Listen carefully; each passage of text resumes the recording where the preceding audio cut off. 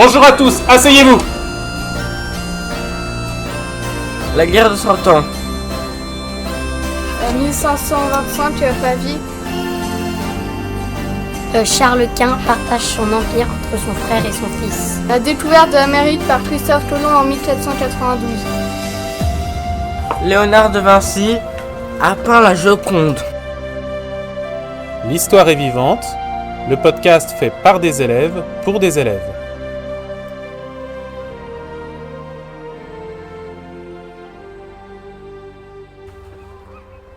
Bonjour à tous, aujourd'hui nous recevons Ninon, Serena, Ariani et Anna qui vont nous parler des hospices de Beaune, notamment au Moyen-Âge. Bonjour mesdemoiselles.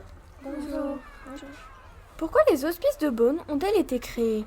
Dans les années 1440, la France était encore en pleine guerre de 100 ans. Une période agitée, marquée par une épidémie de peste, des combats et des pillages qui ont détruit les campagnes. À cette époque, régnait la misère et la famine chez les pauvres, qui représentaient plus de 75% de la population. Aucun lieu ne leur permettait de recevoir des soins lorsqu'ils étaient malades. Les puissants furent donc sollicités pour porter assistance aux plus démunis. Comment s'est passée la création des hospices de Beaune ? Nicolas Rolin, chancelier du duc de Bourgogne et son épouse Guigogne de Salins décidèrent donc de créer un lieu pour accueillir ces pauvres gens. Ils hésitèrent dans un premier temps entre la ville de Beaune et celle d'Autun, mais finirent par choisir la première en raison de son fort taux de passage. En 1443, les hospices de Beaune furent construites, une merveille de l'architecture médiévale, pensée pour franchir les siècles avec ses façades gothiques, son imposante cour intérieure et ses toits aux tuiles multicolores. Le lieu était par ailleurs doté de vignes, de fermes et de bois. Nicolas Rolin voulut avec ses hospices créer un hôpital modèle. La salle principale, dite salle des pauvres, au plafond décoré de peintures et de sculptures, devait pouvoir accueillir 30 malades. 9 ans plus tard, en 1452, l'hospice accueillit ses premiers patients. Des malades, des personnes âgées, des pauvres et des orphelins. Comment fonctionne la médecine aux hospices de Beaune ? Aux hospices de Beaune, tous les malades étaient accueillis, sauf ceux qui étaient contagieux, comme les lépreux ou ceux qui avaient la peste, qui étaient confinés le plus loin possible de la ville, et les femmes enceintes. Comme dans beaucoup d'hospices, ce sont les plantes, les huiles, les pilules et les cataplasmes qui étaient utilisés pour soigner les patients. L'Hôtel-Dieu était tenu par l'ordre des sœurs hospitalières qui avaient une vie monastique et qui s'occupaient des malades. Quels sont les soins en général au Moyen-Âge ? À cette époque, les scientifiques et les théoriciens ont débuté à s'éloigner des points de vue habituels qui dominaient la médecine en Orient et en Occident. Au début de la Renaissance, l'homme ne connaissait pas encore bien la structure de son corps. L'anatomie, telle qu'elle avait été décrite par Galien, comportait autant d'erreurs que de vérités.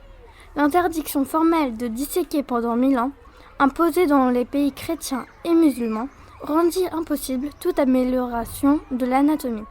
André Vézal, 1514-1564, a dominé l'histoire de l'anatomie au XVIe siècle. Il est considéré comme le principal réformateur de l'anatomie et comme un des créateurs de la médecine moderne.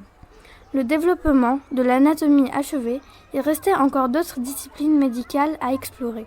Néanmoins, quelques praticiens ont su faire des anticipations intelligentes comme la reconnaissance des maladies infectieuses et leur mode de transmission.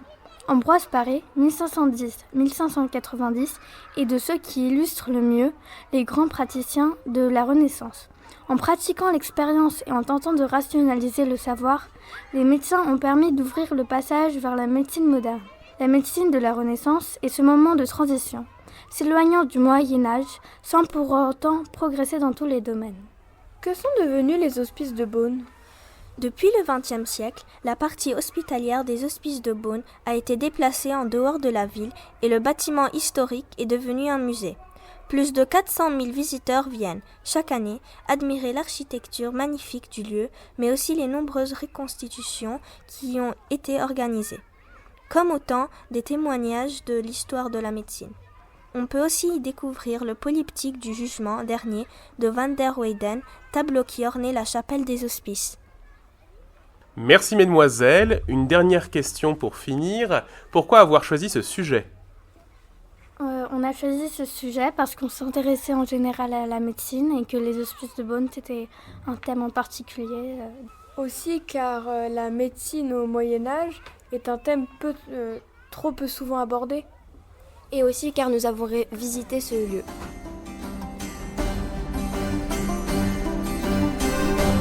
L'Histoire est vivante est un projet de podcast de classe de 5e.